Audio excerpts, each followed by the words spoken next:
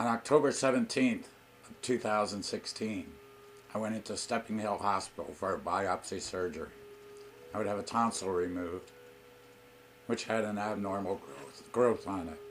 1 week later, I found out that the growth was cancer. Exactly 1 month later, after that diagnosis, I was in Manchester at the Christie Cancer Centre. Plans were made for chemo and radiation to be done at the same time. Chemo would be done once a week and start 1 week before radiation, and finish it 1 week before radiation ended. To do radiation on my neck and throat, a mask had to be made, which would keep me perfectly still while the treatment was being done. It was at this time I realized just how claustrophobic I was. For most people, the making of a mask took 1 hour. Mine took 2 days and over 5 hours of time. I was put on a mild tranquilizer to help me with the treatments, and it worked out for the first 18. Then I hit a wall and wanted to quit. I only had 12 treatments left, but I saw no way of moving forward. I just couldn't spend 1 more minute in that mask. We went to the center one morning, and I told the head of the specialist team of my decision.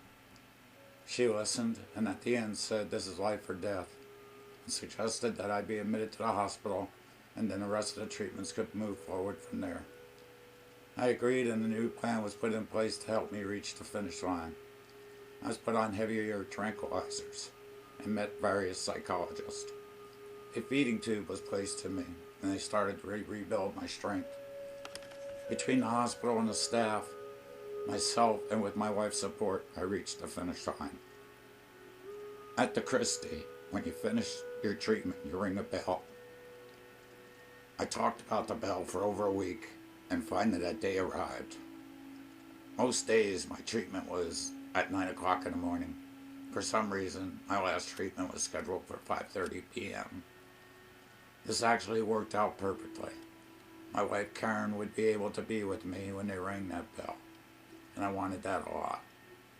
At the time of the day, the treatment centers were closing down.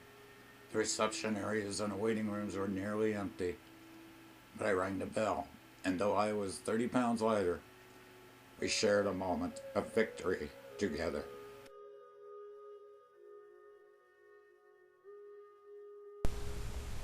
It's working. Okay. I'll come back a bit. Shall I do it landscape? No, this way, got it. Right, okay. I got it this way. I am going to ring this bell. Nobody's going to hear it, but I'm going to ring